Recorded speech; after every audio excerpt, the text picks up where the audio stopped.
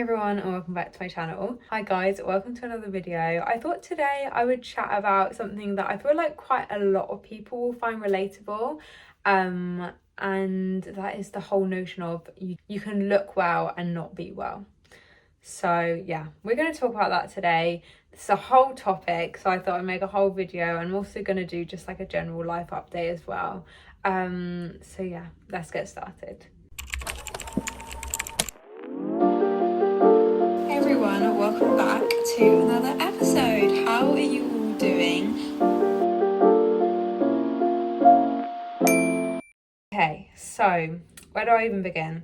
I just want to preface this by saying I have had an incredible few months. Like, I have been on holiday, I have done such incredible things, but I think it's important to know that people can do like all those amazing things and still be struggling. And like, I think it's hard as well, even for myself, to kind of say, I've come so far, but I still have a long way to go, because things are so much better than they have been. But like, at the end of the day, I'm not recovered. Like, how I'm living life is still, my eating disorder is still dictating lots of elements of my life that people don't necessarily see. And I think the biggest thing is because when you look a certain way, as in like when you gain weight and you look perhaps healthy, even if you're not at a healthy weight, people then assume that you are well, that you are coping, that you are doing amazing, that like you've recovered. Like, obviously that's quite, an exaggeration, but then also it's not an exaggeration, because unfortunately so many people believe that. And like, an eating disorder is not a weight disorder. Like, only I think it's like 8% or 6% of people with eating disorders are underweight. Like, they are not weight disorders. Yet still, when people change or their weight fluctuates, apparently that is what dictates how much they're struggling, which is not true. And I think why this narrative is so harmful is because someone can be struggling and look healthy, and then suddenly it's like, well, you're not gonna get XYZ support, or like, you don't need support because you're at this sort of weight. And you know what I mean? Like, it's kind of like, I think it's quite hard to sometimes explain to people that kind of like the way that your physical health recovers is going to be at a different rate to your mental health. And like, when you're in eating disorder recovery, like, it's going to be different times that you may reach a healthier weight and still be really sick. Like, you could be the sickest you've ever been and you are in a healthy weight. And that's not me at the moment, but I'm just saying, like, that is a possibility. Do not assume, like, we should not assume that because someone is at a healthy weight then they're suddenly doing amazing, because it's not. And actually, as I kind of already touched on, like, it feeds this unhealthy narrative that we have to be sick to be validated. And as in sick, we have to look sick to be validated.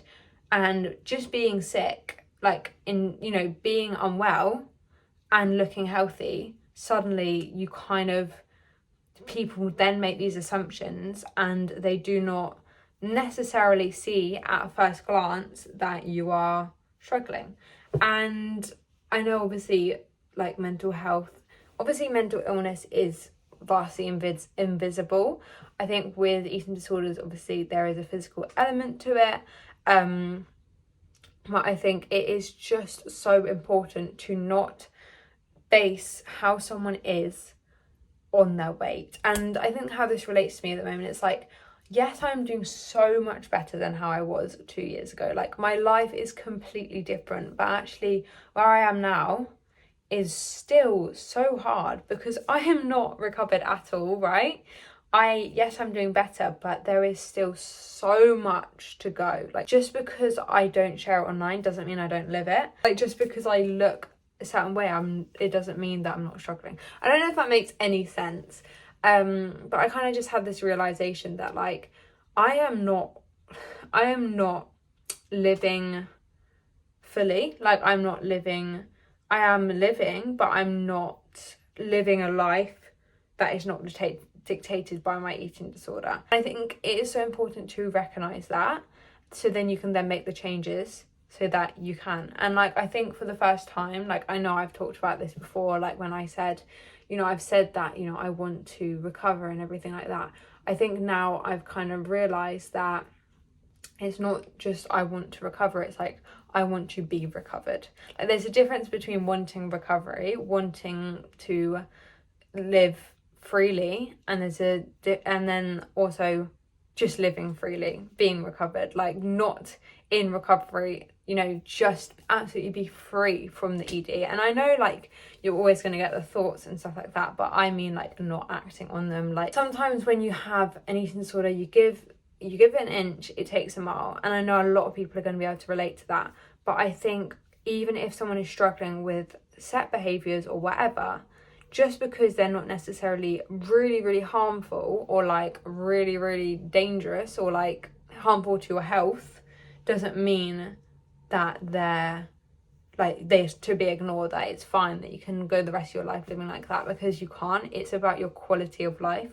Like you can't live the rest of your life with an eating disorder, because your quality of life, even if you like, you know, you're at a healthier weight or like you're managing food fine or like whatever it is, like even if you're eating enough and you're still living life with your eating disorder, like, you know, you still got strict rules around things and stuff like that. And, you know, if your life is still dictated by your eating disorder, then your quality of life is not what you deserve, if that makes sense. Like you deserve to be recovered and to leave it all behind, even if it's not super unhealthy, or even if it's not like necessarily impacting your health. Like you could go on like this for the rest of your life, but that's literally your quality of life is going to be zero. Like you're going to get to 80 and be like, I wish I didn't spend my life revolved around my eating disorder.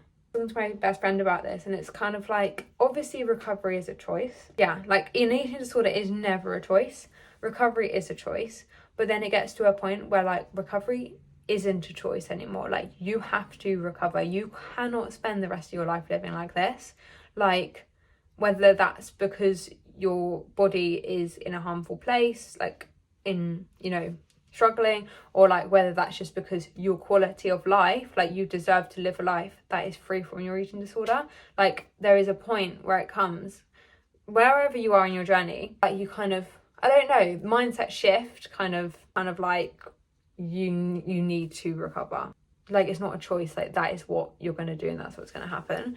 And don't get me wrong, it's not as easy as that's what you're going to do, that's what's going to happen. Like, you know, you have to put in the work, but like I think when you've got to a point where you have proven to yourself, look, my track record is every single time I've fallen down, I've got back up. If that is your track record, which it is, then you deserve, you know, you can do it. And you know, it's not going to be easy. It's going to be so hard. It's literally recovering from an eating disorder. Like, it's not going to be easy, but I think it is necessary. I don't know if that makes sense at all, but that is just kind of my thought process at the moment. That was literally like a brain dump, but I know it's going to be like so relatable for so many people. And I feel like there's such a big difference between like existing and living. And obviously there's, you know, the really, really, really dark place. Then you can just be in an okay place, but still have a long way to go. You know what I mean? If that makes sense. And even if you are recovered, like you're still gonna have hard times, don't get me wrong, but I'm talking about in terms of your eating disorder, your life is not dictated by your eating disorder anymore. And in those dark times, you are not using your eating disorder as a way to cope. You have other coping strategies. It's scary knowing that things, obviously I want to be free, and I'm kind of at this place where I've talked to people, and it's kind of like at the end of the day, like, you know, it's, you can do it, you just have to do it, if that makes sense.